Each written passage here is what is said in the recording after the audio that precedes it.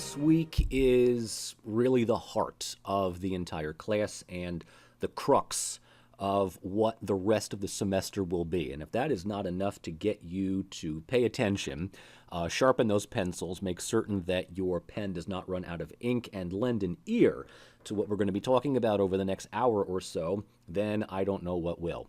Our discussion today takes what we learned and were introduced to in the last session on the relationship between symbols and narrative and puts it into a more applicable form of study, the study of memory, and more specifically, the study of both collective and historical memory. So let me just emphasize one more time that the material that I am going to cover in this lecture is probably the most important that you will need to listen to and understand moving forward for the rest of the semester. So if you can get last lesson and this lesson's material down, you're in good shape all the way to December. So with that, let's jump right in and just figure out what exactly makes this stuff so important. Now, we left off in our last session by noting that culture is oftentimes associated with past patterns of identity, beliefs, values, ethics, behaviors, and habits. Okay? I emphasized the importance of the past as a critical way of defining and shaping cultural identities, beliefs, and philosophies. And much of what we understand our culture to be, right, is rooted in past patterns of behavior, both individual as well as collective. Now, this leads us to consider what we talked about also in the section on social capital, and that is path dependency, or path-dependent legacies, right? And this is something that, a good number of scholarship, both academic and otherwise, oftentimes like to connect, but very rarely do we make the correct connections between culture and legacies. Right? There's lots of times, especially within more mainstream media, more publicly accessible media, where a discussion on why people do certain things, for good or for ill, right? Why people believe certain things, why people identify with certain things, certain elements, whatever, are somehow associated with legacies, right? Legacies that are meant to help us understand or are understood to help us explain present activities and behavior. And, if you can recall from our discussion of social capital, right, the understanding of path-dependent legacies among the Neo-Tocquevillians is that if you have past patterns of intercommunal cooperation and trust, well, you're going to continue these patterns into the future. And that also kind of means that if you have social capital, you tend to be more democratic, and if you have weak social capital, you tend to not. One of the sections, and I forget where exactly in Petra's chapter, right, he mentions the concept of path dependency. And he is very right in noting that, unfortunately, more often than not, the criteria that are used to explain these legacies, right, or try to identify these legacies to the, unprepared reader, are often subjective. And, like I had mentioned on myself, the first time you read Putnam, you come away thinking, oh, well, this is it. I mean, this is all that you really need to know, right?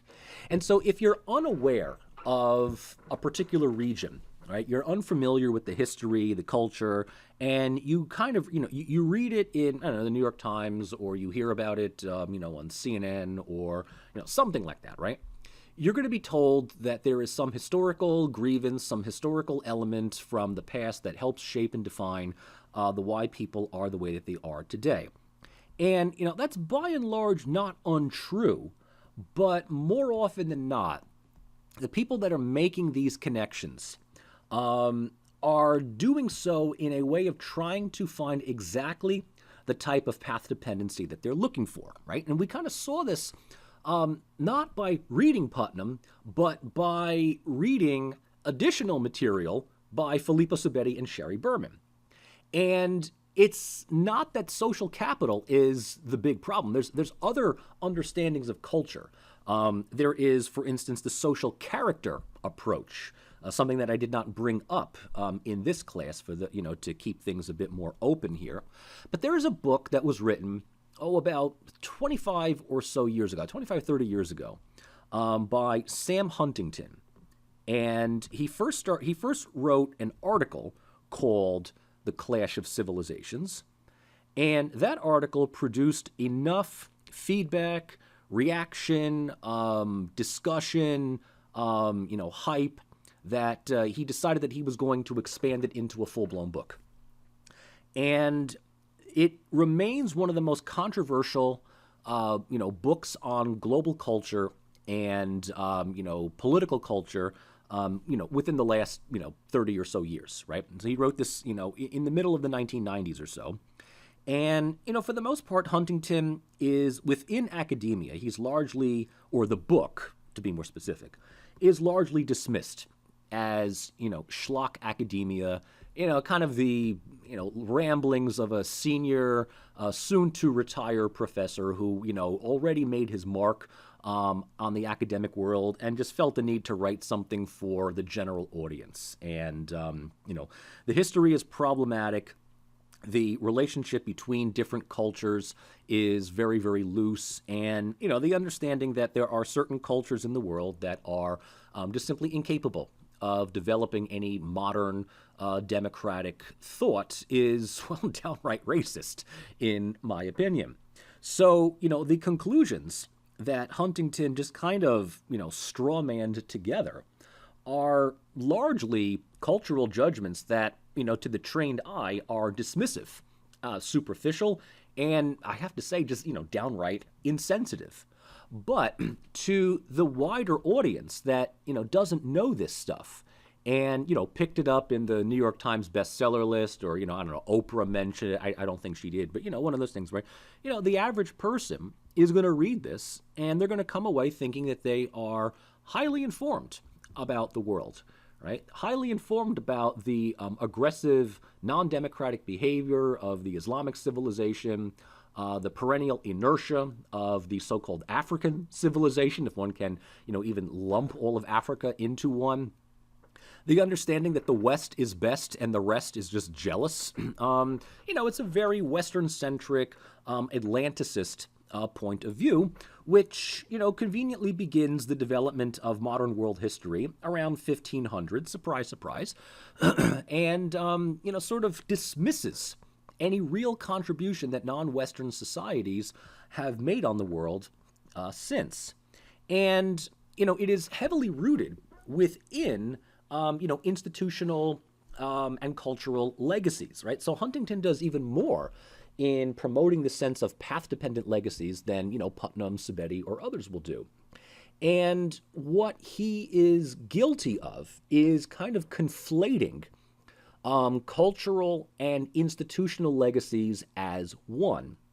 So if we've already discussed how, institutional legacies are things that largely people cannot avoid, right? Institutional legacies are, bad governments, authoritarian takeover, environmental degradation, economic depression, some kind of act of God that anyone in office, has to, necessarily, let's say, deal with. COVID is going to be an institutional legacy for, either Trump's second term or, however long Biden, lasts in office.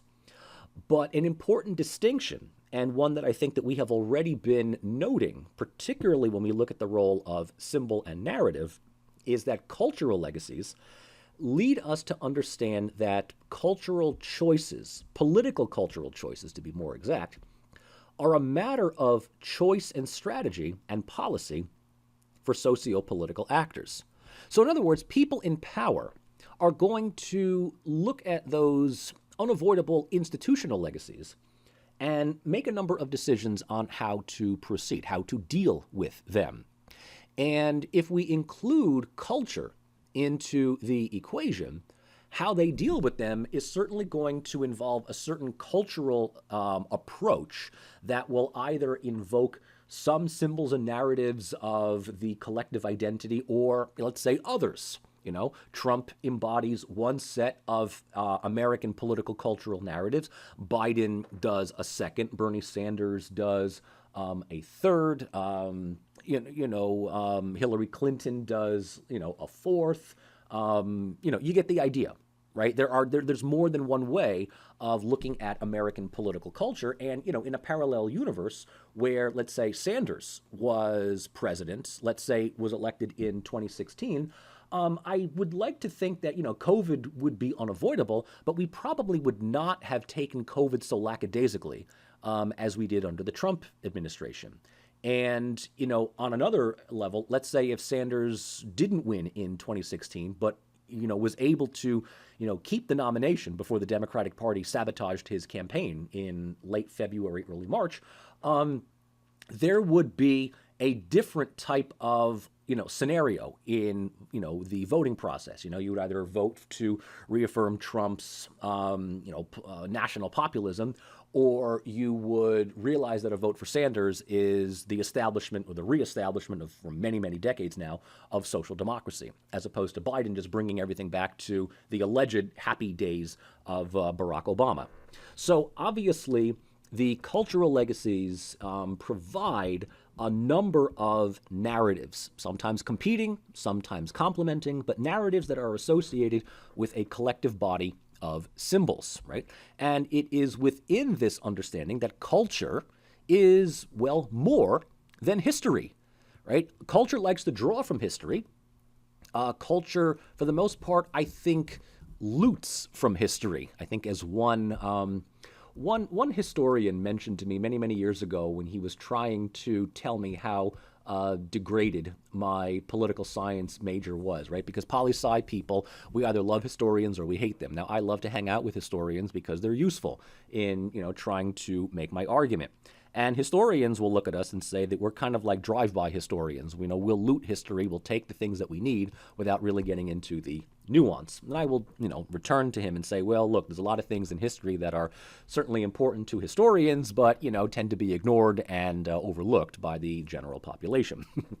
So, understanding this, culture is more than history. And oftentimes the past, and what we're talking about, is what is chosen to be recorded, what is chosen to be remembered, what is chosen to be commemorated, right? Especially in pre-modern societies and societies under external control. Now, what do I mean by this? I mean that the history that we take for granted today, the history that even, you learn in, your high school social studies classes, if any of you took AP government or AP U.S. history or something like that, right? You do realize that what you are learning is really just a, best of track list. You're not getting the entire account of U.S. history, You might. I remember when I was in high school, our coverage of U.S. history, we had U.S. History 1 in the 10th grade and U.S. History 2 in the 11th. U.S. History 1 went from something around the Pilgrims, the Puritans, whatever it is, all the way up until, whenever, my teacher, whenever summer break happened. So usually we got up to around World War I. And, we learned about, slavery, we learned about the Civil War, we did all the cool stuff that everybody remembers. And then U.S. History 2, for whatever reason, the lesson plan begins way back at the end of the Civil War. So we go right back to the Reconstruction period. Instead of picking up with World War I, we go right back to the Reconstruction. We learn about that stuff, but we do some deep tracks, right? We learn about more so the Jim Crow laws. We learn about this thing called the Teapot Dome scandal. I don't even remember what it was. I just remember reading about it, the progressive era, which now I can appreciate, back then I couldn't stand. We kind of go up until World War II. So it's kind of like, the 10th grade just redux, right? But the thing to understand is that what was mentioned, what was taught, is once again a selection of things. And even that selection is presented to us within certain narratives that are designed to get us to understand and appreciate U.S. history rather than find it critical. But when history is being written, right? When the actual people are sitting down to write the history books for later generations, and record what our people have done in the past. Even before, let's say, the establishment of, modern critical thinking, a modern literate society, what do we remember from our colonial period? What do we remember from the age of exploration? If you're in another country and your modern history doesn't begin until, let's say, the 19th century, because your people were living as subjects in a larger empire, whether you were part of the Turkish Empire, the Austrian Empire, the British Empire, the Russian Empire, whatever. There's a lot of stuff that is either going to be ignored or has just been simply lost to time because it just hasn't been written down. And there's also going to be a lot of stuff that you're going to, if you choose to remember, you're going to put in a particular slant, in a particular light, right? Certain things are going to be glorified. Other things are going to be demonized. Other things are going to be downplayed and dismissed, right? So history in this sense is often associated with myths, legends, nostalgia, and psychosocial feelings of both longing to reconnect with the disjointed past and striving to either preserve time-honored traditions or restore said traditions if they are lost. Right? So, going beyond the textbook and, sort of entering into collective memory of history.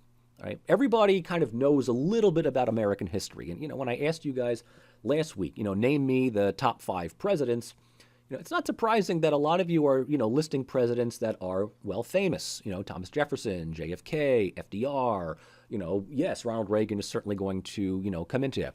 Do you know that over the 10 plus years that I've been teaching this class, whenever I ask them questions about these popular presidents, do you know that not one person has ever mentioned John Adams? Like, poor John Adams, right? Washington is always remembered. Thomas Jefferson, for whatever reason, is remembered, right? Adams is kind of bookended by 2 more popular individuals. No one ever mentions John Adams. No one ever mentions Andrew Jackson. No one mentions Harry Truman. No one mentions Lyndon Johnson. And Truman and Johnson have certainly been more, important to, U.S. history and development than Washington, but everybody remembers Washington, right? So you kind of see where I'm going with this, is that history, particularly public history, has a lot of adjectives, a lot of emotion, a lot of subjective bias that goes into it, right? And particularly when it becomes politicized, history is used to, justify various socio-political movements. I mean, take, Donald Trump's whole political slogan, "Make America Great Again." Again is the most important part of those 4 words, because it implies that America was great at some point, but had lost its way, right? And, I don't know how many years I have gone through campaigns and political ads about, listening to, candidates promising to restore America, restore America, whatever that means. America is lost. America is lost. America has been, it's literally like America is like the missing kid on the milk carton, It's just like America has constantly been lost. The present is always things are shitty, and we're going to make things better. And how do we make things better? By bringing back feelings, nostalgia, patterns, whatever, from the past. Right? Trump wants to restore America of either the 1950s or the 1980s. Joe Biden has basically said he will restore America to the Obama and Clinton years, right? And people who get excited over either one are going to enthusiastically vote for one or the other with reckless abandon, right? And if you're thinking, well, the 80s weren't really all that great, the 50s, well, yeah, American economy was great, but we were really racist. And if you think the 90s or the 2010s were okay, or the 2000s were, whatever it is, I mean, it's like, I guess you were rich enough to kind of weather this storm. But if you identify with that stuff, yeah, then great. Then suddenly you have found a willing follower, right? So the myth is what we are talking about here. The myth is an element of history that, as I've already said, that has been given organic life by public acceptance over an extended period of time. So most Americans are not really versed in the history of George Washington so much as they know the myth of George Washington, right? We all know who the guy is. We can recognize him if we see his portrait, right? And what do we know about Washington? Oh, the first president, a great, military leader. We don't know really anything about his presidency. We don't really know much about his life other than, a few snippets here or there, right? Some of the more historical savvy might know that, yes, he was a slave owner. Yeah, his wife was named Martha, and he had wooden teeth. That's about it. Does this make him the greatest American president that ever lived? I don't know. But the myth of Washington kind of makes him unassailable within American culture. You don't really go, you don't make friends, running around saying how much of a jerk Washington was. Right? People are just sort of like, dude, lay off Washington. Right? You could say that Millard Fillmore was a horrible president, and no one's going to call you out on it. No one's going to listen to you, but no one's going to call you out on it, right? How about the myth of American exceptionalism? This idea that America has always been this great country that stands apart from everybody else. I mean, there's still a good number of people, 50 years and older that absolutely fundamentally believe this, right? And then, anybody younger who, hasn't made it, hasn't achieved the American dream would say, well, America is okay. It's not the greatest country in the world. It's not the worst country in the world. But that's enough to be regarded as speaking heresy by people who believe the myth of American exceptionalism. And so the point to be made here is that myths are both highly interpretive but non-negotiable. This is the wonderfully annoying thing about myths, because myths kind of double as one's understanding of history. But that understanding is exceptionally subjective, overwhelmingly interpretive. But when you are challenged on that myth, you dig in your heels, you defend it like nothing else, and you refuse to compromise. Myths are, for the most part, non-negotiable. Absolutely non-negotiable, right? There are people I know who absolutely believe that not only is Donald Trump, doing a good job, he is the perfect person for the job today. And you ask them why, and they just kind of look at you and say, because. But when you try to tell them why he's not, they look at you like, how dare you insult my president, right? I might as well have kicked their dog, right? In a way like, how dare you, assail my unassailable, non-negotiable understanding of the man, right? So with all of that said, right, let's kind of take a step back here and do another, visual, right? I know you all like visuals here. This is, well, you probably have seen this picture already enough times, both as a cover for some of my lectures, and I think I also have this as the cover photo for the Blackboard page. But this really gives a good example of how we remember things. Right? If you look at this picture, right, you might think, all right, who's in this picture? What's going on here? Well, the clothes kind of give you a sense that this is old, maybe colonial, right? This picture depicts the myth, the legend of George Washington and the cherry tree, right? George Washington and the cherry tree. I don't know how many of you remember, if you ever, learned about this one. It's kind of up there with Christopher Columbus. It's just one of those things that just gets built into our memories, right? And the legend goes as follows. When George Washington was a little kid, so this is little George right here. There's Daddy Washington, right? One fine afternoon, little George goes outside to the backyard, takes a hatchet and axe, and cuts down one of his father's cherry trees. Why? We don't know why. Just run with the story. Okay? And sooner, a little bit later, his father comes out, notices that the tree has been cut down. To give you the sense of the story, here's the smoking gun right here. There's the axe. And his father says to little George, did you cut down my cherry tree? And, we all know what George said, right? He turns to his father and he says, Father, I cannot tell a lie. Yes, I did. And that's the end of the story, right? There's no plot twist. There's no character building. It's just, that's it. All right. Father, I can't, cuts down the tree. Why? Who cares? Did you cut down my cherry tree? Father, I cannot tell a lie. Roll credits. Okay. Now, why do we know this?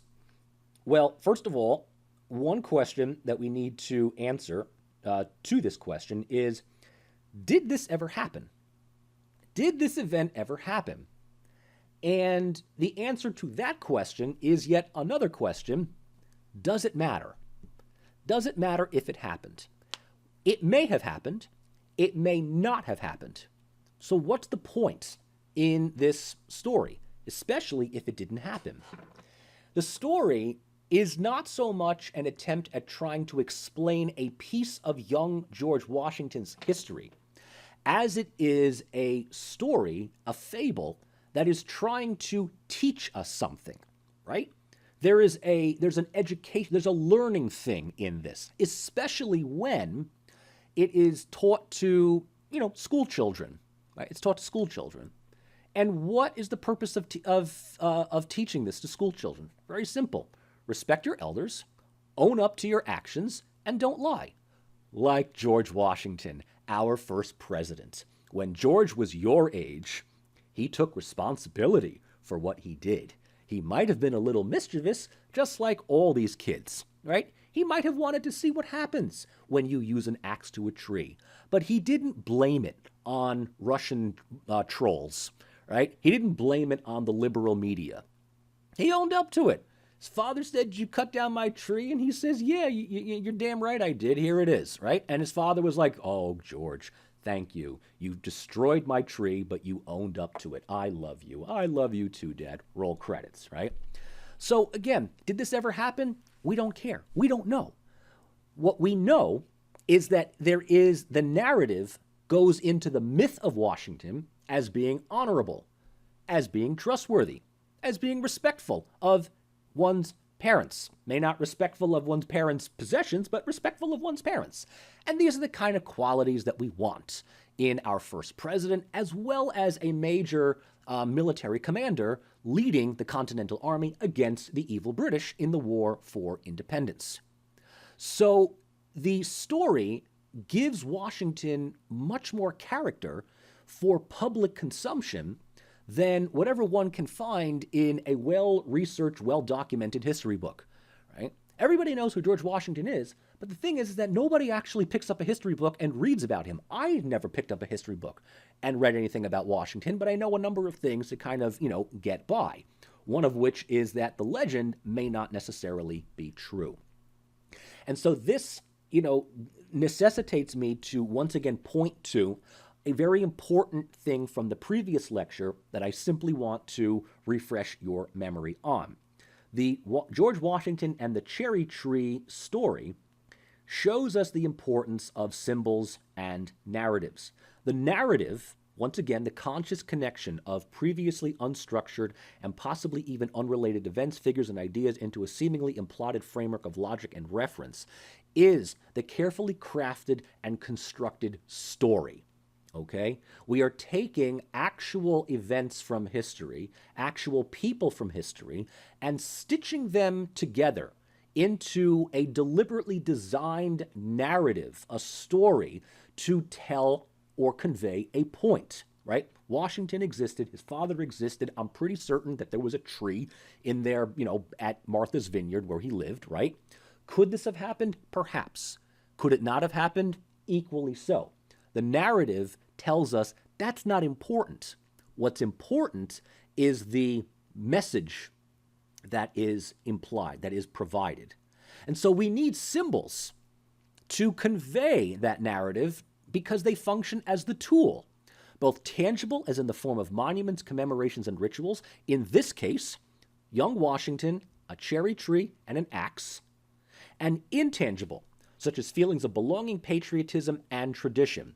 Also in this case, the symbols of honor, owning up to one's actions, respect for elders, and some kind of inquisitive mind, right? These are good qualities. We have turned what is basically a mischievous act by young George Washington into a noble story to impart to young children. You see, even at his worst, Washington still comes out squeaky clean in the end. So the characters, the props, the special effects, and the direction all provide a necessary screenplay for the story. And that is what people learn about when they learn about people like George Washington. The same types of narratives and parables happen for Benjamin Franklin or Abraham Lincoln, right? The one thing we know about Ben Franklin, right? Him flying the kite and somehow discovering electricity or whatever it is, right? We don't know what possessed him to do this.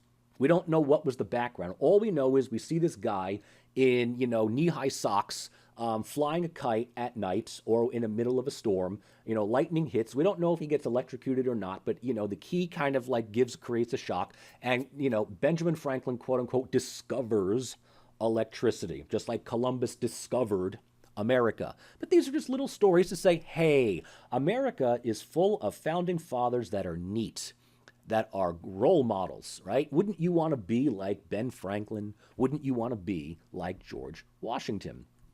Thus, narratives and symbols are instrumental in the formation of collective memory. Note how little text is on this slide, which kind of tells you how bloody important it is. Narratives and symbols, they work together to create collective memory. Collective memory. What is collective memory? Collective memory is one of the most important terms that you are going to need to know for the remainder of this class. So make certain that you write it down. Make certain that you understand what it is. Write it on your arm. Tattoo it just to make yourself, just to ensure that it doesn't get wiped off, right? Put it on an index card. Put it in front of your mirror. Every day when you look at yourself in the morning, be happy in knowing that you know what collective memory is. Collective memory, in so many words, is not so much what we remember, but how we remember it. How we remember the past. How we interpret things from past events for internal performance and consumption. Collective memory is the emotional quality we ascribe to events, places, people, symbols, and ideas. Collective memory places particular emphasis on certain elements of the past, while giving passing reference, downgrading, ignoring, or even outwardly denying others. So there is the history of the American War of Independence, and then there is the collective memory of the American War. The history of the War of Independence is much more objective. It denotes that, comparatively speaking, a minority of American colonists actively rose up against the British. And when you count in the loyalists and the non-committed fence-sitters, it was an uphill battle from day one. The memory, on the other hand, of the American War of Independence was that every American citizen just rose up against the evil, evil, evil British, who could do absolutely no right. In a way, the British are just simply putting down a riot, in the same way that we're doing it now in city after city, right? But as far as we're concerned, the rioters are the looters, the arsonists, the terrorists. When you really think about it, that's exactly what we were in the American War of Independence. But collective memory makes us into noble freedom fighters, right? Collective memory will find certain characters and give them larger-than-life roles to play. George Washington is the unassailable, defender of liberty, even though, historically speaking, Washington lost more battles than won. Then you've got the traitor. You remember the Benedict Arnold? Remember Benedict Arnold? We don't know anything about him, except that he defected to the British. And his name was used for many, many years and generations as a allegory for a traitor, a turncoat, a backstabber, a Benedict Arnold, right? What do we know about him? All we know is that he is a traitor to the, American cause and ended up working for the British. When the war ended, he left with the British. Once he settled down in England, London, I guess, I don't know where, and kind of lived happily ever after, and that was it. Died, a relatively content man with his family or whatever, right? As far as July 4th is concerned, for us, it's a holiday. We celebrate it. Do the Brits lament July 4th? No, they really don't care. Do the Canadians celebrate? Do they have anything to do with July 4th? No. Do the Canadians have their own Independence Day? Do they have their own whatever it is? Yes, they do. Do I know when it is? No, I don't. Do I care to find out? Maybe. But, I'm not going to take a day off. The mail will be delivered on Canada Day, right? The mail is not delivered on July the 4th. So collective memory adds emphasis to what is remembered and how it is remembered, right? The emotional quality that we ascribe to events, places, people, symbols, and ideas. Another very important thing about collective memory is that it is not part of one's individual memory. It is not part of one's living memory, but it is part of a memory that one shares by being part of a group. So individuals cannot directly remember many of these events as part of their own history, but it is still considered a part of their identity and shapes their values and preferences. So, as an American, right, I will, identify with certain narratives of, let's say, the Civil War. And because I live in New Jersey, the outskirts of New York, right, I'm going to identify with and root for the North. Now, I had no family members that fought in the Civil War. I had no family members that lived here during the Civil War, right? But as somebody who lives where I am, I'll say when we won the Civil War, right? Hey, we won we won in the North, you lost in the South. I didn't do anything, but I identify with that, right? When you identify with a sports team, right?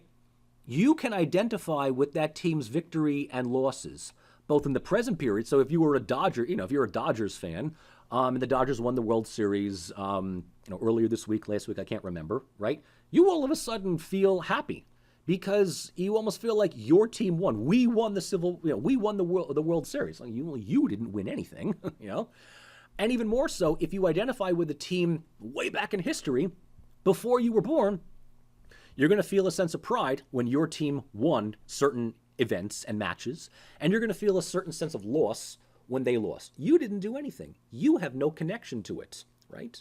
But this is how collective memory works, right? If you are Egyptian, right, you're going to look at the pyramids and say, that's ours. That's my history. Right? You didn't build the pyramids. You are not, the religion of pharaonic Egypt. You're either Muslim or Coptic Orthodox. But yet you look at the pyramids and you're like, that's mine. I look at the pyramids and I'm like, yeah, they're nice. But, would I, preserve them? Absolutely. Do I take pride in them being my heritage? No, not really. I take pride, the Brooklyn Bridge, that's mine. The Empire State Building, that's mine. New York City, that's mine. I didn't do anything to make New York, but I have much more of an affinity towards New York than I do, let's say, Philadelphia or Boston or DC or LA, right? And those of you that live elsewhere, you might look at New York and say, it's a nice place to be, but my history, my culture, my memory is back where, I happen to live, right? So the role of collective memory, there's a lot of things that you can do with collective memory. And it shows how it is really more than history when one remembers certain elements of the past by connecting those things to their own larger collective identities. Okay? And look, remember what we talked about last week with, let's say, the ninja and the vampire, because these are two examples of collective memory as well, right? We talked about, what a ninja or a vampire really is. Then we talked about how we remember the ninja or the vampire as opposed to what it really is. And then we bring up the idea that there are people who think what a ninja should be, what a vampire should be. That's not what a real ninja looks like. That's not what a real vampire looks like. Well, what are you basing that on? You're basing that on how you remember it, not what it is or not what it was in history. So collective memory can exist even in pop culture, right? It doesn't have to necessarily be, something that is specifically ethnic or traditional in that sense, right? Collective memory is, again, how we remember things, not just what we remember, but how we remember. And so in that understanding, collective memory, right, which I will occasionally just simply abbreviate as CM, is selective memory. Collective memory is selective memory. Collective memory is probably one of the closest and easiest, most tangible things that we can understand culture as practice to be. This is Abner Cohen all the way. This is total Abner Cohen. And in the studies, right, in the works of collective memory, of which two here you will read, Zerubbabel and Schwartz. Collective memory is, understood scholarly-wise, and again, things you want to add into your, paper, hint, in a few weeks.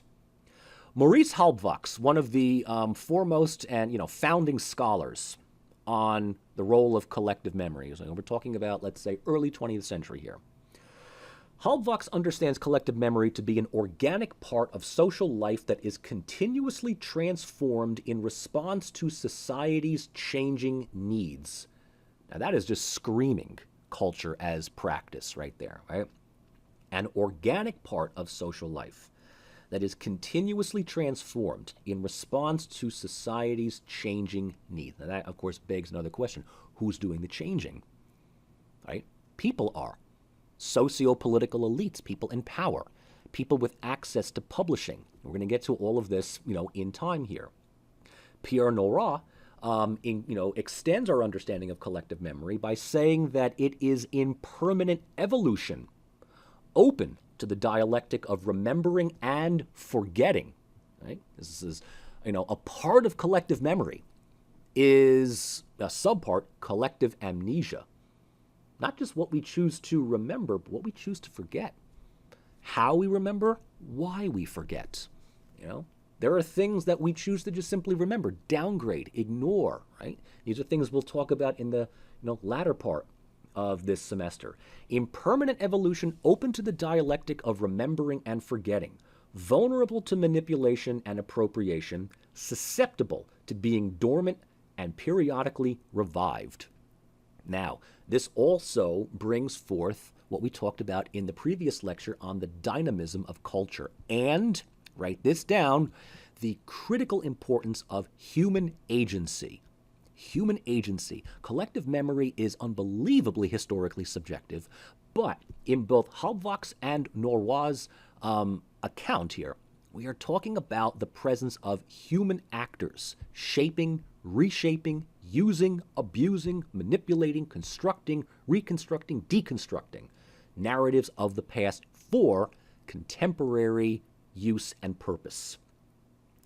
Yael Zerubbabel understands that collective memory can transform historical events into political myths that function as a lens through which group members perceive the present and prepare for the future. Now, this is the closest that we've gotten so far to collective memory going political. But if collective memory is selective memory, and if this selective memory can be used and abused by people in power, then collective memory is, in a final stage, institutionalized memory, right? Collective memory, if used by people to say, hey, this is a particular way of thinking, and this is the way of this is the plate that I want you to fill up your Chinese food with, right? This is collective memory. This is institutionalized collective memory. Okay. Now, one more quote before we move on. But given the constraints of recorded history, says Barry Schwartz, the past cannot be literally construed. It can only be selectively exploited. In other words, okay, if memory is something that can be, dug up from the past, to pick your past and assert its, relevance for the present, Schwartz is telling us that collective memory interprets the past. It cannot make the past up. So it is not a case of anything goes, as far as identity goes. So people can use and abuse the past, and they can certainly use things in order to get what they want in the present. But, says Schwartz, you cannot stray too much or too far from what the past actually was. At some point, someone's going to call bullshit on you. And unless you've got an army of spin doctors and, people in journalism to gaslight you into thinking otherwise, you're going to have a difficult time trying to prove what you're saying is actually true. So with that said, have your fun with Abner Cohen. Have at it in Culture as Practice. But please remember that Clifford Geertz is always lurking around the corner to remind you that there's only so much flexibility that you can enjoy with one cultural narrative and with one cultural symbol. Within that, you've got an array of varieties, 50 shades of American exceptionalism, right? But there are certain elements that you cannot stray away from without it not being America anymore. Just like in the previous lecture.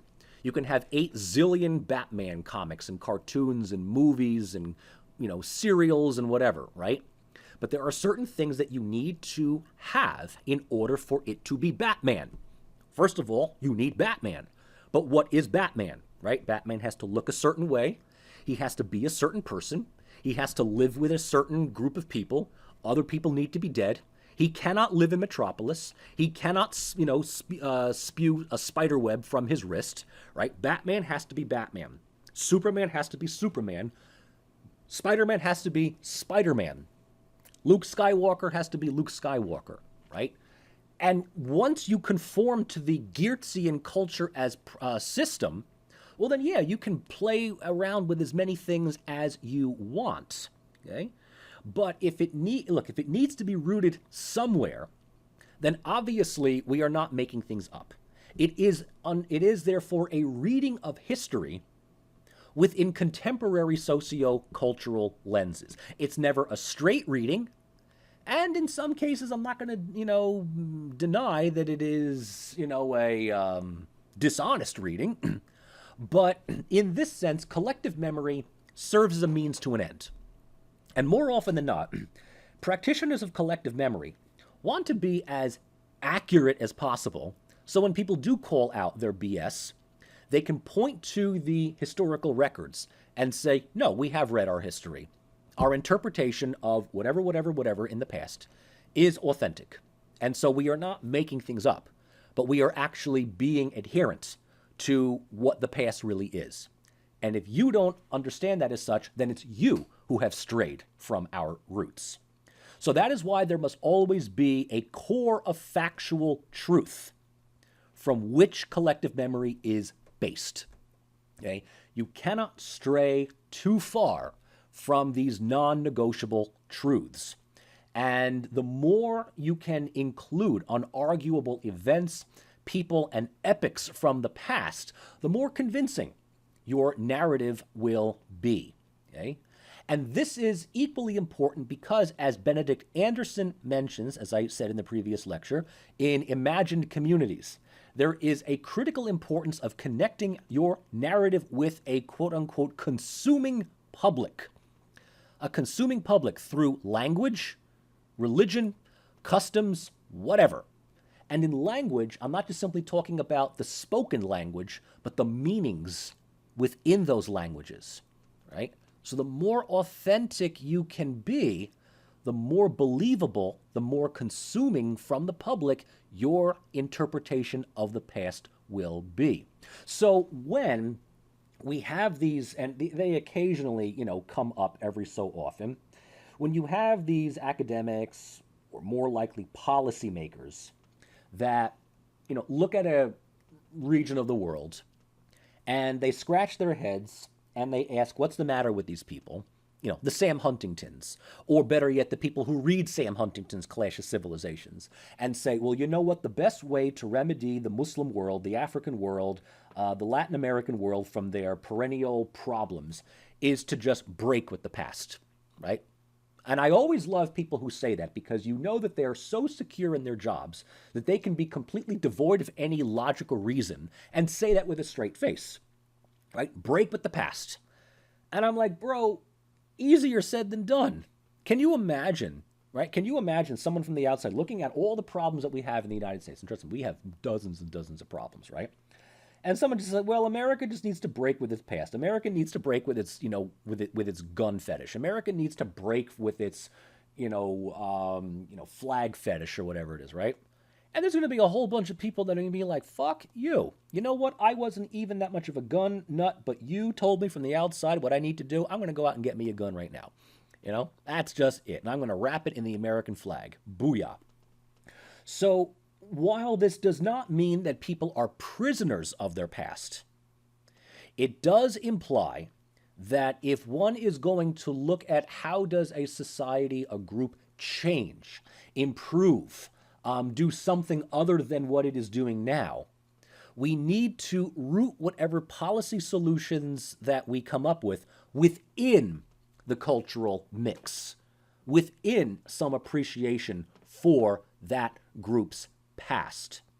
And if you're writing notes right now with this, okay, just make a little footnote. At the end of this semester, we're going to be reading 2 articles, one by Petro again, and another one by this dude named Rossi. And the way of improving, dealing with a group through culture, through the past, is going to be revisited, okay? But it must be revisited, it must be taken seriously through a sophisticated network of narratives and symbols. So if you go to a group, if you go to like Venezuela or Cuba or Afghanistan or North Korea or whatever it is, and you're like, hey, you know what you've been doing right now has just been stupid and wrong. Here is a copy of the U.S. Constitution. Why don't you translate it into your own language and then come back, I'll come back in about 2 weeks to see how you're doing. Like, it's just not going to work. Right? It is not going to work, right? In the same way that I would, in my weaker moments, I would say, we need to scrap the U.S. Constitution and adopt, I don't know, the Swiss one or the Austrian one or the German one. That's pretty cool. Is that going to work here? Probably not, right? Probably not. Okay, so I think it's time once again, a lot of important stuff. You've written some stuff down. Take a break, it's kind of now, it's picture time once again.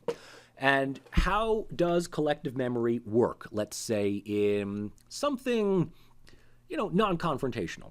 Okay? Does anybody know who is in this picture? Absolutely very good. Peter Stuyvesant.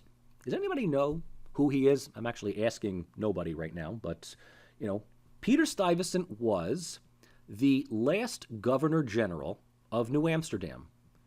And if the name New Amsterdam rings a bell, right, you might know that that is what New York was called before it was relabeled New York, right? You do know that New York, the city of New York, was founded by the Dutch, right? And you do know that it was a Dutch colony for, 60, 70, 80 years. I'm not exactly sure however much, right?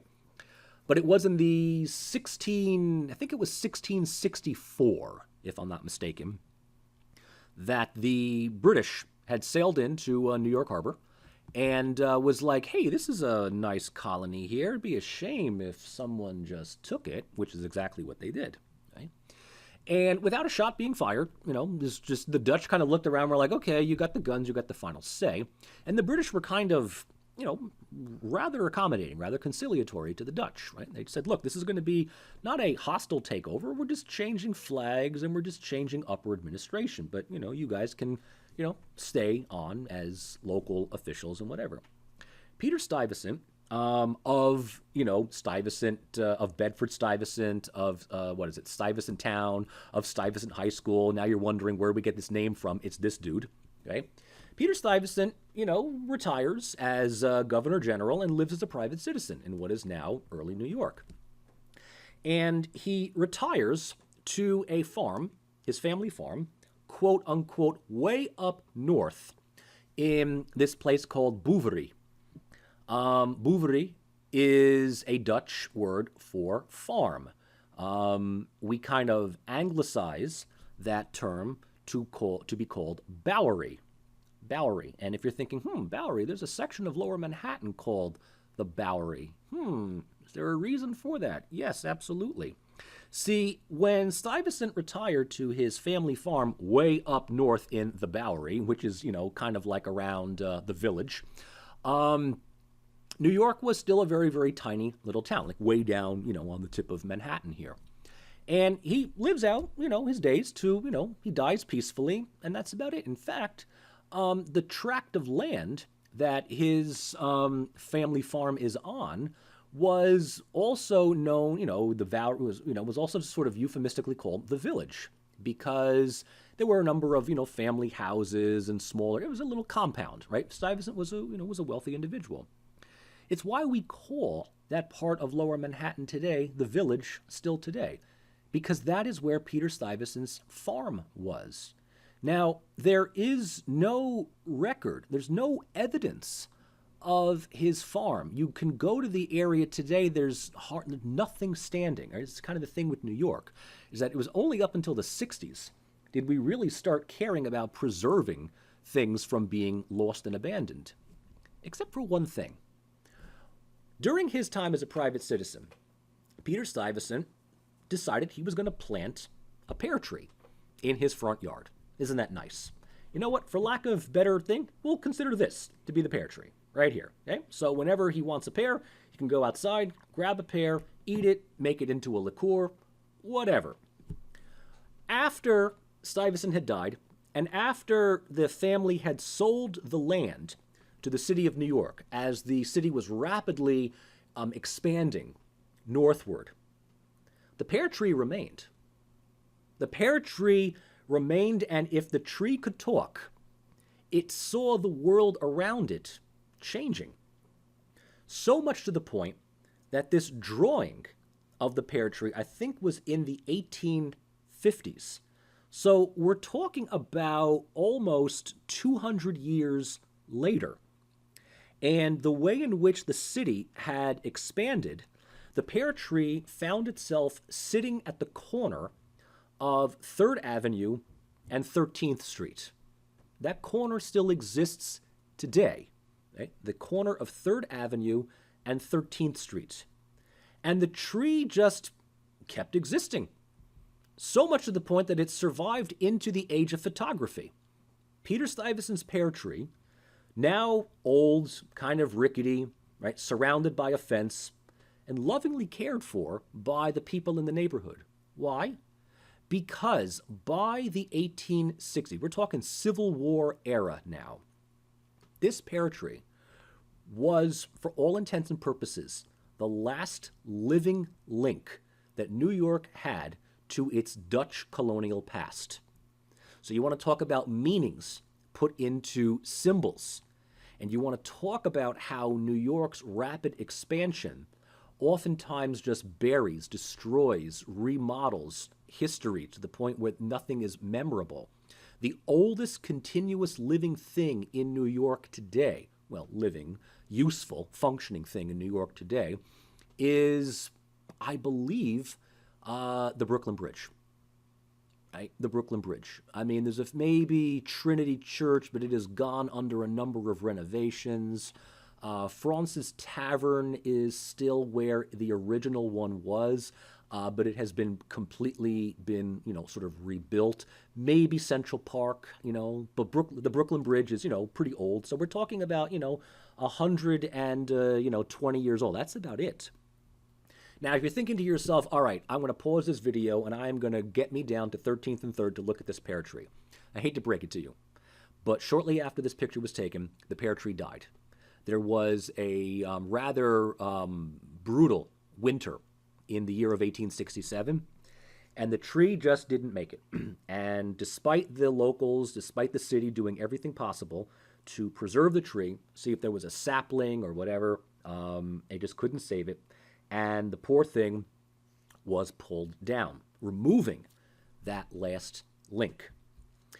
So if you decide that you want to go to the area and you want to pay homage to the pear tree, the corner is still there, okay? But there's not much that gives you any indication that Stuyvesant's farm was there or the pear tree was there, except for this plaque, one of the weirdest and most unusual plaques, dedication plaques that you will ever see. And yeah, when I heard about the pear tree, I was that nerd that decided I'm going down to 13th and 3rd to see what I can find. And what did I find? I found a dedication plaque on the corner of the building where the farm used to stand. And the plaque basically says, on this corner grew Petrus Stuyvesant's pear tree. Recalled to Holland in 1664, on his return, he brought the pear tree and planted it as his memorial, by which he said, my name may be remembered. The pear tree flourished and bore fruit for over 200 years. This tablet is placed here by the Holland Society of New York, September 1890. Now, by my knowledge, this is the only dedication plaque on the planet to a dead tree, right? Now, without me going through that story, you might be walking in that area, and you might look at this plaque, and you might read it and say, okay, I don't get it. If you go there now, you will be one of the few people to know, dude, this is where Peter Stuyvesant's pear tree was, right? You will know why the plaque is there. Otherwise, there are people that walk that corner, thousands of people walk that corner every day, not knowing what once was. And that's one of the things I love about New York City, right? What I absolutely love is that you walk these streets, and if you research the history, you find that there is such a life, such a heritage about almost every corner out there. And in some cases, rather than putting up a monument to something that we want to remember, things that are remembered or regarded as notorious, problematic, things that we would rather forget, not only do we not put monuments, but we actually will try to change the landscape so we have no idea where it was anymore, you know? On Wall Street was one of the most notorious slave markets when slavery was still a profitable industry in the North. Is there any indication of where that slave market was? It actually was pretty close to where the stock market, the New York Exchange was today. Not, rather fitting for that, right? Is there any plaque about that? Well, no, we would rather forget about that. I don't know how many of you read or heard the story or watched the movie The Gangs of New York. The Gangs of New York take place in roughly around the same time, mid-19th century New York City, in the lower, Bowery Village area, around an area called the Five Points, right? The Five Points, one of the most notorious and dangerous areas of New York at the time. It's where 5 streets, I forget which street names that they were off the top of my head, but the 5 Points was really where, it was a focal point of gang warfare. The 5 Points do not exist anymore. Literally, that area has been plowed over. I think only one street still exists, but as a way of forgetting the notoriousness of the 5 Points, right? Urban planning, decided they were going to put, they were going to widen a street or change the direction, right? So we don't know where it is. And one final thing about forgetting, which I want to mention now before we move on, is that no one does more to symbolically bury something than Germany does, right? If there is a site that was notorious in the Nazi period, let's say Hitler's bunker, for instance, the Germans will put a parking lot over it, right? They don't want any commemoration. They don't want to turn it into a shrine for neo-Nazis. I mean, what better way of just kind of desacralizing, desymbolizing something than by putting an innocuous parking spot, a parking lot, a parking entryway. There was a prison that held about 7 or so high-ranking Nazis at the end of the Second World War in Berlin. It was called Spandau Prison. The last inmate died in 1987. Okay? He was already 87, 89 years old or whatever it was. To avoid the place becoming a shrine, a place where neo-Nazis would congregate, the local government decided that the entire prison complex was going to be demolished. And we're talking about a castle-sized prison. And not only was it going to be demolished, but the bricks were going to be pulverized into dust. And the area, which was still under British, control or whatever, a mini-mart was built in its place, along with, you got it, a parking lot. So how do we remember? How do we forget? What are the reasons behind that? If you ever happen to be in, Germany and just come across a parking lot, chances are there's a 50-50 shot that that parking lot is meant to, hide, or not so much hide, but just simply disregard, things from the Nazi period. So collective memory does a lot of things, right? Collective memory can glorify the past, or it can demonize the past. By glorifying the past, we will identify elements in history as, let's say, a golden age, right? A golden age that once was lost, and should be resurrected, And depending on your political proclivities, golden ages can change by disposition, If we were to say, what's, the golden age of America, most people would say the 1950s, right? People would say the 1950s because, we were a emerging power, manufacturing was good, the working class could, live a good life, everyone was going to school, people were getting vaccinated. It was the 50s. Cars were classic, rock and roll, the age of Americana, right? And people look at the 50s, especially the boomers, right? They look at the 50s longingly, particularly when things got a little radical in the 60s. Kind of degenerate in the 70s. The 80s, which was really the first attempt at, Ronald Reagan wanting to once again make America great, paid homage to the 50s. We're bringing back American values, family values, time-honored American patriot traditions, right? The 60s just got out of whack. The 70s was just, we will never talk about the 70s again. The 80s are going to be all about, it's the new 1950s. So it's nostalgia. Nostalgia for the good old days, right? The good old days, right? And the more that you move away from that period, the more that you remember certain aspects while forgetting others. The 1950s, it was great. If you were white, if you were a white wasp, if you were black, hey, segregation's still around, especially in the South. If you were a woman, hey, you've got only a few roles to play. You can be mother, you can be grandmother, you can be teacher, you can be secretary, you can be none, right? That's kind of it, right?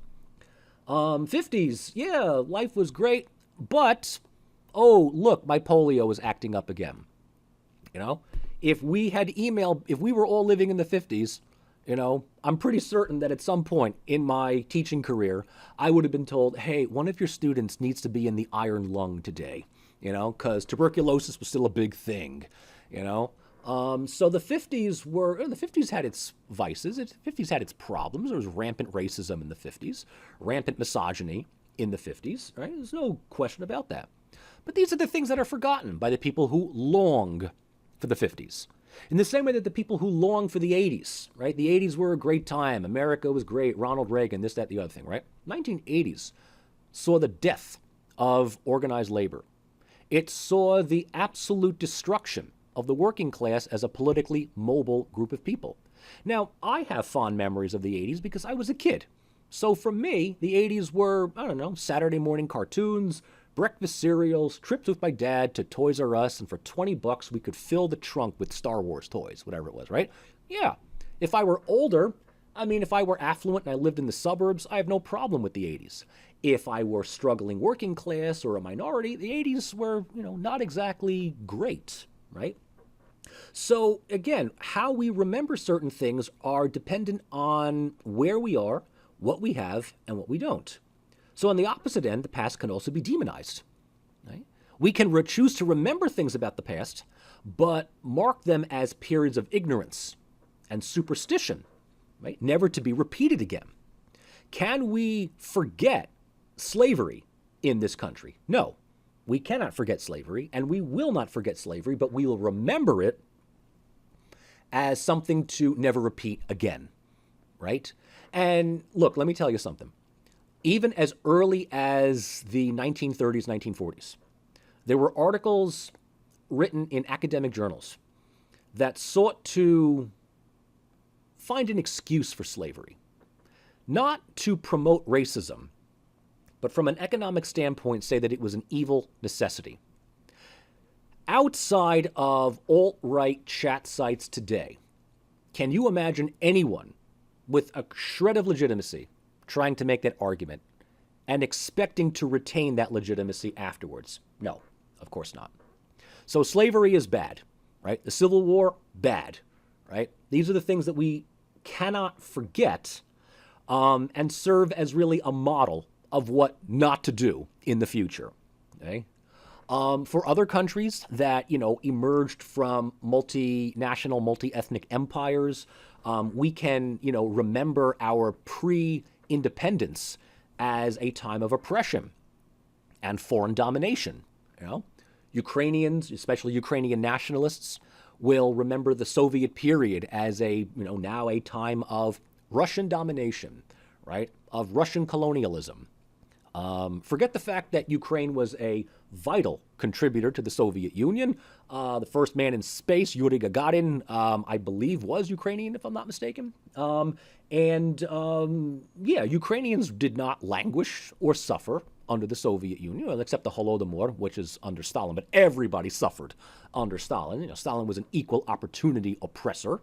But today, right, especially here we are 30 years out from the collapse of the Soviet Union, there are a number of Russian and Ukrainians living here in the United States, especially New York.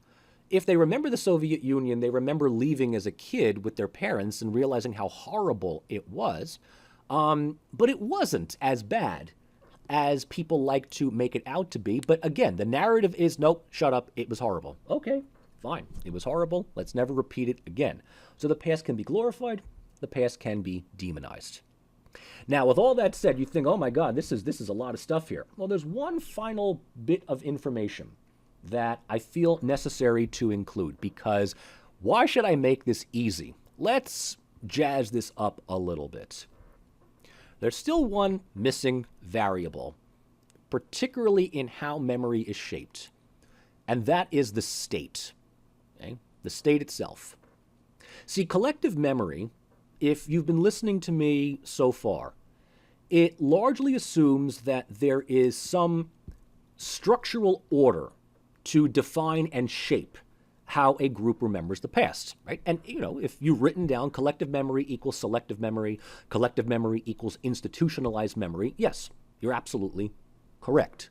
Institutionalized memory is a way of shaping a way in which people think and people remember. But there obviously is more than one narrative, right? Remember the narrative, American exceptionalism, America, the land of the free, home of the brave, America, world police, America, late Rome, America, city on the hill, right? So there's obviously the presence of alternative narratives. And if alternative narratives tell a different version of a story, then it presupposes that there are different institutions that will push a certain way of thinking, right? And they all vary by orientation and time. Okay, so that means that there's multiple collective memories for the United States, for Russia, for England, for Serbia, for Egypt, for Greece, right? What, therefore, explains the official culture of the state? Because if the state is an institution, but it is the most official and important institution, right? What makes one memory the official memory of a group? What makes one memory the memory that defines when the national holidays are, what we do on those holidays, what we believe as a whole, what we demonize as a whole, what we choose to glorify, and what we choose to downplay as a whole? I introduce you to the final term, historical memory. Historical memory. If you thought collective memory was important, let me introduce you to its counterpart, historical memory. Now, there's a lot of overlap between historical and collective, but there is one fundamental difference. Historical memory is state-sponsored collective memory. So if you were thinking of defining collective memory and putting it on an index card and looking at it every morning in your mirror, please make room for this. Historical memory is state-sponsored collective memory. Let me repeat that again. Historical memory is state-sponsored collective memory. It is the collection of narratives about the past that state-sponsored elites share and reify into non-negotiable truths to explain current political, social, cultural, and economic circumstances. Now, within that description, I'm going to go out on a limb here and assume that a few of you do not know what the word reify means. Reify, reification, to reify something, means, in so many words, to make it true. How do you make it true? Coercion. State institutions. Official state proclamations. Through monuments and plaques and official publications of history books, holidays, street names, whatever. So if historical memory is a collection of narratives about the past that state-sponsored elites share, they also will share by making that narrative that they choose into the official, non-negotiable truth. Okay? Now, in this sense, historical memory there's really two ways in which historical memory comes about. It is either one pre-existing collective memory, one pre-existing collective narrative that the state, sort of looks at and says, I like that, and appropriates it, lock, stock, and barrel, boom, into the official memory. Or, if they so choose, state elites can take from a collection of collective memories and amalgamate them a little bit here from collective memory A, a little bit there from collective memory B, some little small cosmetic thing from collective memory C, and amalgamate them into a new meta-narrative. Okay? So going back to the Chinese buffet scenario, this should help you out here. I'll tell you, go get your plates. Let me inspect you when you come back. Let's say that one of you just so happens to get everything on their plate that I like. I will take that plate and I will show you all and I will say, behold, the official Chinese buffet plate. And that is taken directly from one pre-existing collective memory. If I find that none of you take something completely that I like, but there's maybe 4 or 5 of you, one of you's got that, one of you got 2 of those, 3 of those, and I'm like, you, and you. Give me your 5 plates. And I take a percentage of things from each of your plates, and I put them on my plate. And I now say, this is the official narrative. Right? That's what I lovingly call, historical memory can be Frankensteined from existing collective memories. However way that it comes, whether it's one narrative that makes it or bits and pieces of multiple narratives that get Voltroned into a new meta-narratives, these narratives are a systemic appropriation of historical events, places, individuals, and identities that are wrapped in symbolic meaning and interpretation. The state has the primary idea of creating a hegemonic discourse over how things are going to be remembered. And even if you're one of those people that looks at what the state says and says, that's not how it works, I don't believe that.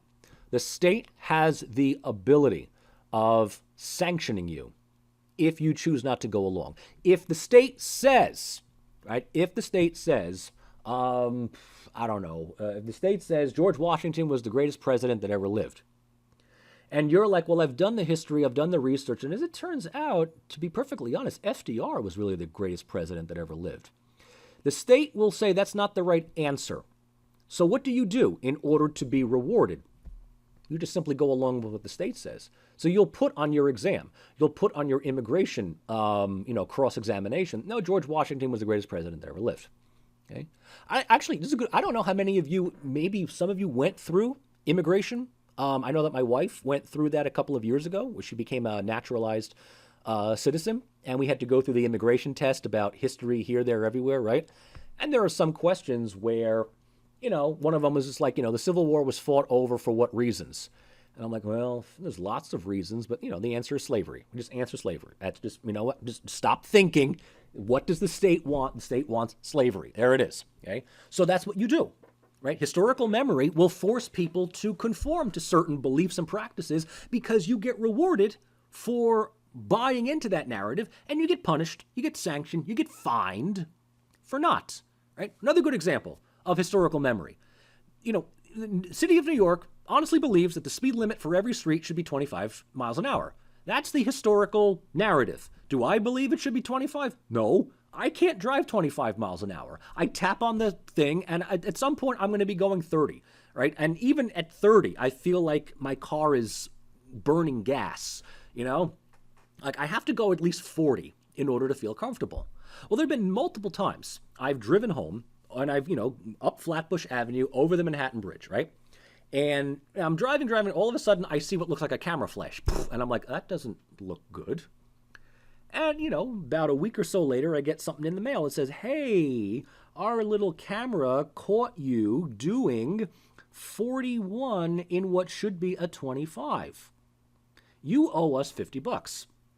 Now, my rationale is, dude, there was nobody in front of me. The light turned green. As a matter of fact, the two lights turned green. I didn't want to stop. I didn't want to risk getting a red light at the last light before the bridge. So I'm just going to go. There's nobody in front of me. It's 8:30 at night. What the hell's your problem?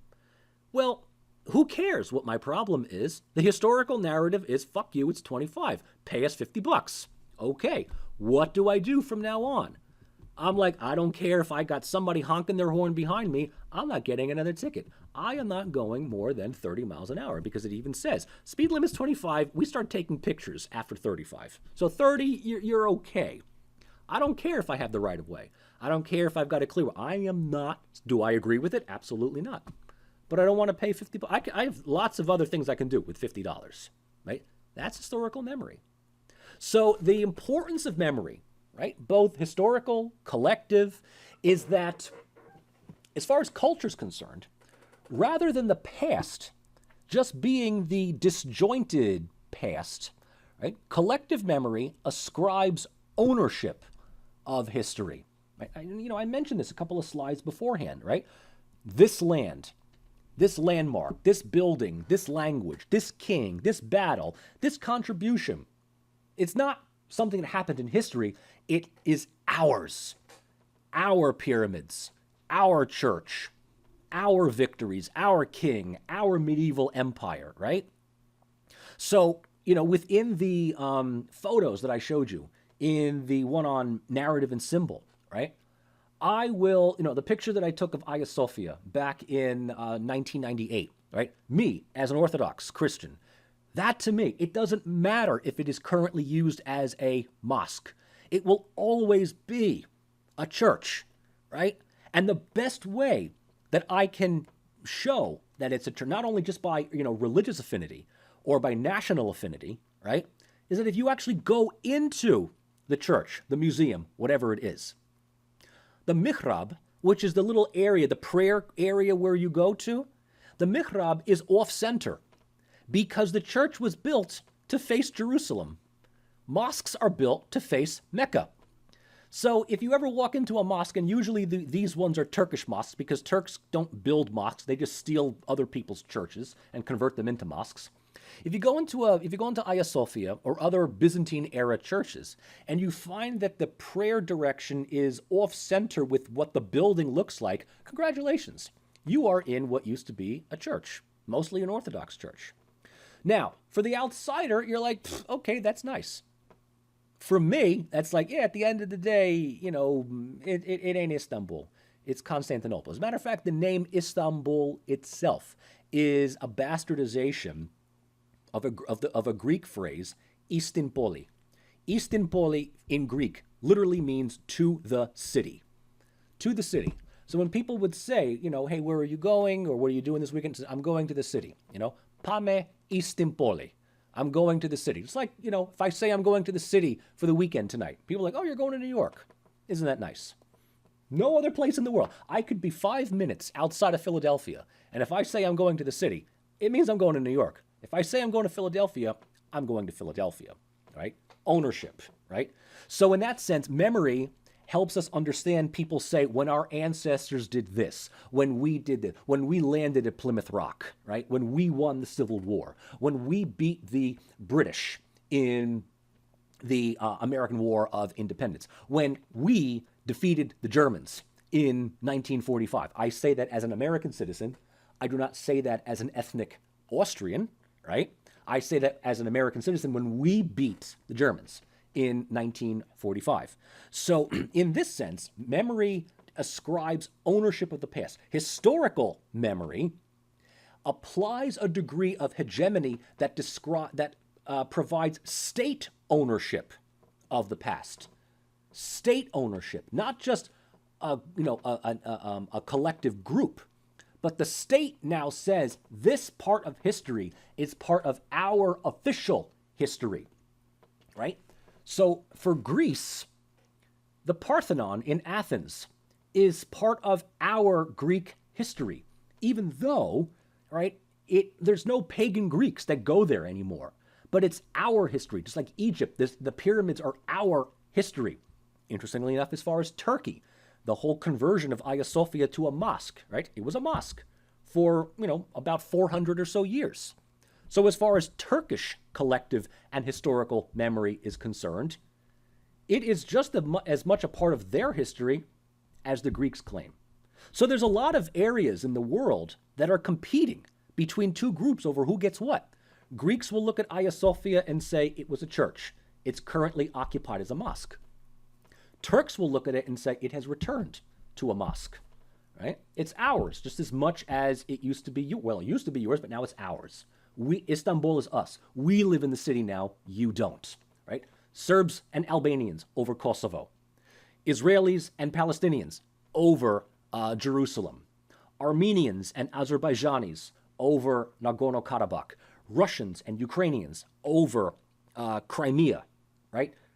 British and Irish over Northern Ireland, right? You get the idea, right?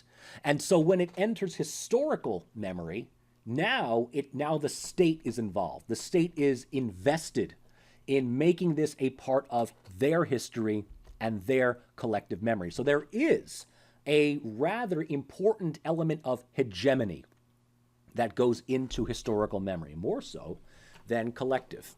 Because if there is a notion of hegemony, historical memory makes one narrative the narrative, right?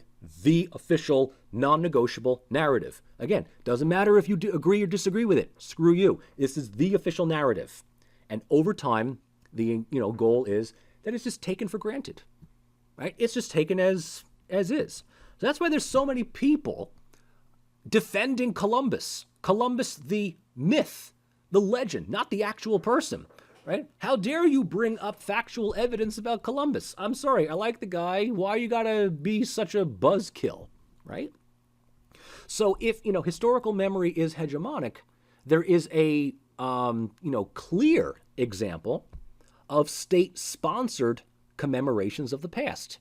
The state will promote certain rituals, certain holidays, right? Certain ways of celebrating and certain ways of remembering. So in the United States, we may not have, let's say, those, happy festive holidays. We've got kind of like the federal holidays, like Memorial Day or Veterans Day or, what else do we have here? July 4th, right? There are, we don't blow shit up on the 3rd or the 5th. Well, increasingly people just want to get rid of their surplus fireworks do. But we have our day off on the 4th, right? We have our thing for Christmas. We have our thing for New Year's. We have our thing for, what surprisingly we don't have as a day off? Election Day. Election Day is a working day, right? And it was sort of a weird way. I can get into this later on in the semester about how it's a way for the state to dissuade as many people as possible from voting. But if hegemony is part of this discussion, then it shows that the state has the ability of transforming fictive history into non-negotiable truths. Again, it doesn't mean fake, but embellished, kind of modified, interpretive history into, hey, I don't care. This is just what it is. And how do we do this? How do we turn fictive history into non-negotiable truths? We disseminate the narrative through education, literature, artwork, civic groups, and peer pressure, but most likely through education, right? The Board of Education is, from K through 12, an enormously influential institution that shapes collective thought. Okay? That is an agent of historical memory. And if, it is accepted by the people as lawful, tradition, or epic, then it becomes the master narrative that defines the history of a group. And you'd be surprised how difficult it is to dislodge that master narrative. Okay? Let's, going back to Turkey, one master narrative that official historical memory in Turkey will abide by: there was no Armenian genocide, right? Absolute genocide denial. Not even to the point of downgrading what had happened, but saying that even talk of an Armenian genocide is libelous against the state and can land you in jail. If you're a journalist, you can get censored. You can lose your job over it. And so every April the 24th, when it's, Genocide Remembrance Day in Armenia, the Turks go on this ridiculously idiotic marketing campaign around the world to combat what they believe is fake news. And, if you're on the outside, you're not a Turkish citizen, you're just like, I cannot believe how unbelievably stupid you are. But at this point, if you have been led to believe for over 80 some odd years that the genocide never happened, and that you suddenly accept that it did with factual evidence, not only have your leaders been lying to you, but your country has been founded on a massive war crime, and your national heroes are war criminals. So it's best to kind of stick your fingers in your ears and go la la la la la la la la la, and I'm not going to learn. I'm not going to do it. That's the master narrative. Now, one final piece of the puzzle to help us understand how this works, right? Because we talked about collective memory, we talked about historical memory. How does collective become historical? It's not so much that the state appropriates it, in so much as an intervening group of people. And this is where Benedict Anderson's reading comes in. It's not an easy read, but it's very important. It's the notion of print capitalism. And the people who do the work are print capitalists. Okay? Print capitalism is the creation and dissemination of information for previously unprivileged groups. Now, within Anderson's writing, and he's much more of an anthropologist than a political scientist, but within his line of research, right, print capitalism is a method of replacing pre-modern elite languages with a common tongue. So within, let's say, 18th and 19th century Europe, okay, literacy was, for the most part, a vocation of a small, privileged amount, of educated people. But what people read in terms of, or the languages that people read, were usually in these larger classical traditional languages, like Latin, or classical Greek, or Hebrew, or Church Slavonic, or diplomatic German. And these were languages that were not spoken by the commoners, right? These were larger languages that you learned to read, but you spoke a language, you spoke a dialect, you spoke something that was different from what you read, right? So, for instance, if you were, let's say, a Greek official of the, late 1700s, early 1800s, right? If you were to read anything in Greek, it was largely written in classical Greek, or if you were in a church, liturgical Greek, Byzantine Greek. But the language that you spoke was kind of an organic language that brought on, various foreign words, new words here, there, everywhere. What print capitalism aimed to do, or what print capitalists were instrumental in providing, was increasing the degree of literacy among, newly emergent people in newly created states. But rather than having them read these archaic languages that didn't do anything for them, put the languages that people spoke into printed text. So in this sense, the Greek or the Serbian or the Ukrainian or the Russian was now going to have a standard grammar, a standard way of spelling, a standardized way of what words meant.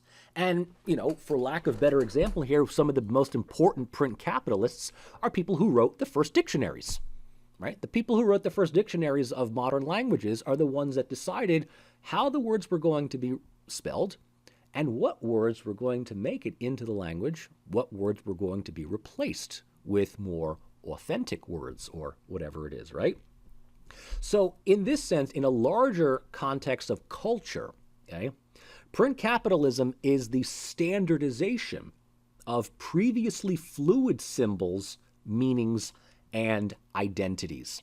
In other words, if narratives are loose, interpretive, changing by location, by disposition. Remember, historical memory makes one narrative the narrative. So in many cases, it is the standardization, the crystallization, right? So print capitalism is the one that says, this is the narrative that I want. I am turning it into print. We're putting it in the dictionary. We're putting it in the history books. We're putting it in the official literature. We're making monuments out of it. We are, creating a physical embodiment of this narrative into the official narrative. In so many words, print capitalism transforms culture as practice into culture as system.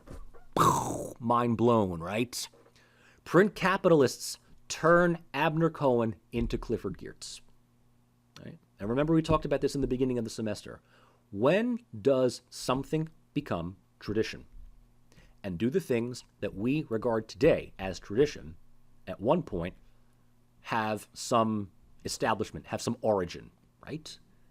So print capitalism is a way of transforming collective memory into historical memory. If you want an equation, collective memory plus print capitalism equals historical memory. That's the equate. That's what you need. Print capitalism is the intervening variable that makes memory reified, institutionalized, and standardized. Okay? Who are these people? Well, I've kind of already hinted at them already. They are the socio-political elites that contribute to the foundational narratives of a people. And, you don't really see a lot of them today because, the state has already been founded. But in the early years of the founding of a modern state, okay, especially in Europe, Greece, Serbia, Poland, Slovakia, Germany, Austria, Italy, right? Who are these people? Philologists, grammarians, historians, artists, intellectuals, statesmen, the people who write the founding constitutional texts, the people who are the first historians, philologists and grammarians. These are the people who literally standardize languages. You think about the language that you speak, especially those of you that can speak a foreign language, whether it's Polish or Turkish or Spanish or Greek or Ukrainian or Russian or German. You do realize that these languages have been standardized only recently, maybe about 150, 200 years ago.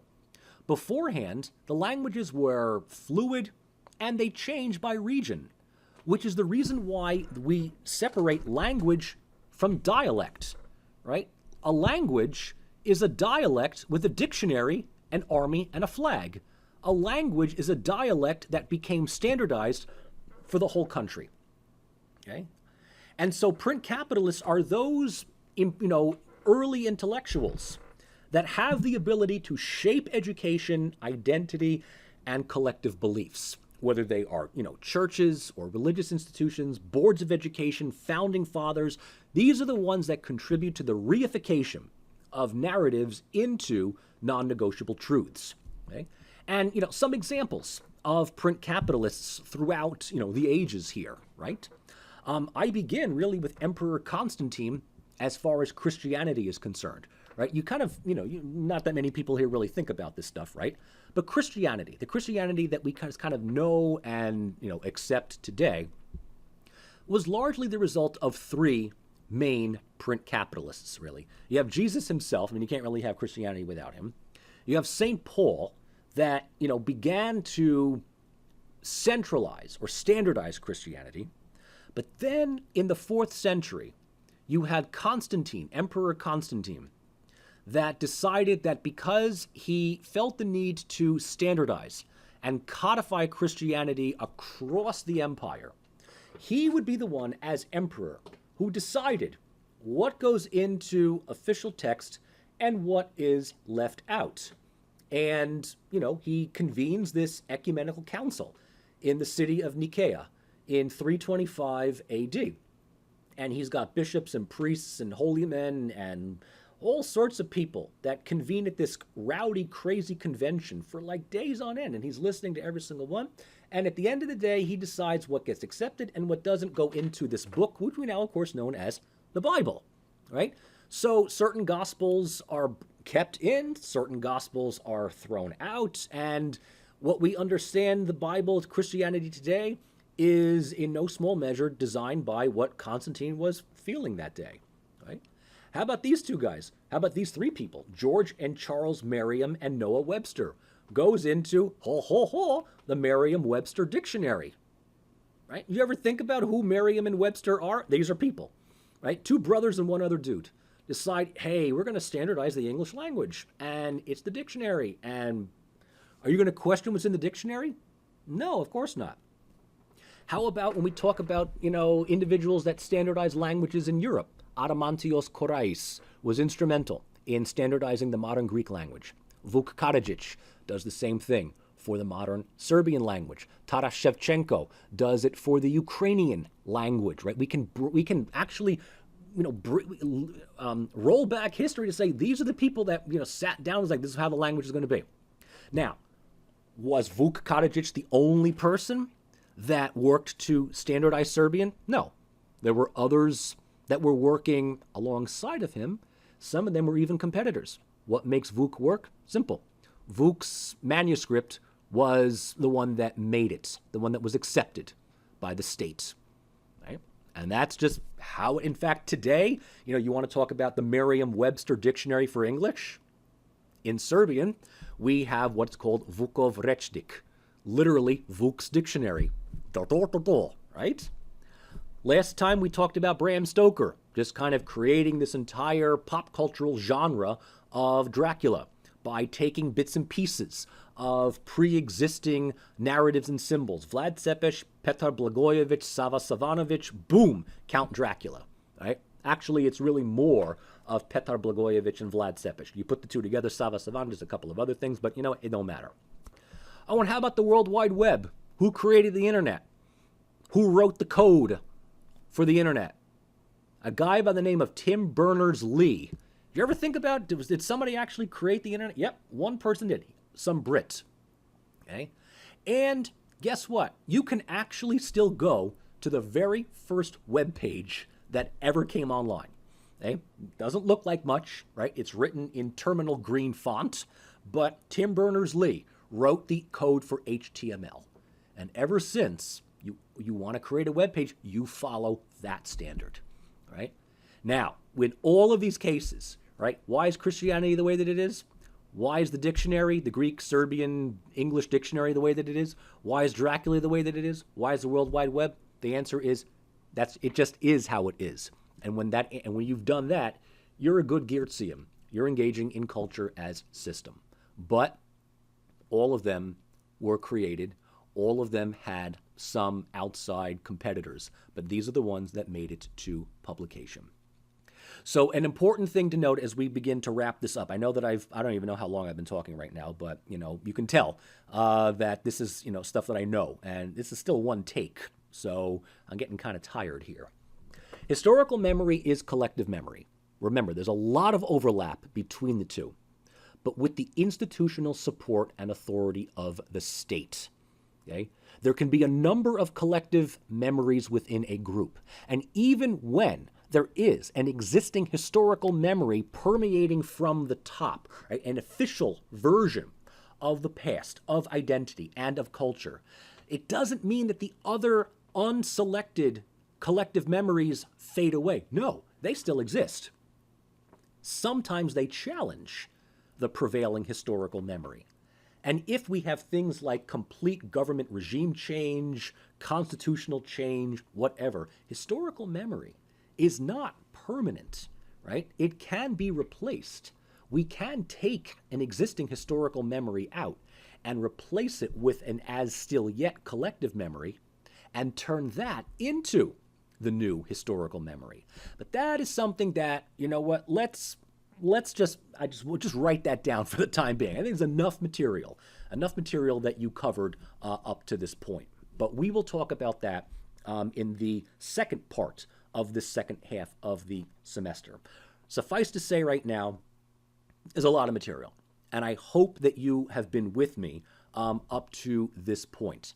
I need to emphasize again, this stuff is important, not just for your paper, but for you understanding all the case studies that we're going to be looking at in the next few weeks.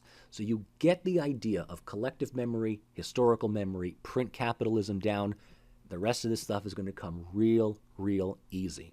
And as a way of a preemptive apology, you end up getting this stuff familiar and you know how this works. The sad thing is that from here on out, whenever you read the news, whenever you read about something in American or any other kind of pop culture, you are going to do nothing more than think, oh my God, historical memory. Oh my God, collective memory. Oh my God, print capitalism. And you are either going to curse me or you're going to thank me. I don't know which one yet, but I've had students that over the years, they come up to me and go, Rossi, I still remember that stupid lecture you gave about historical memory, and I can't not think about it every time I see certain stuff. So welcome to the ranks of the, exclusive nerd herd here, okay?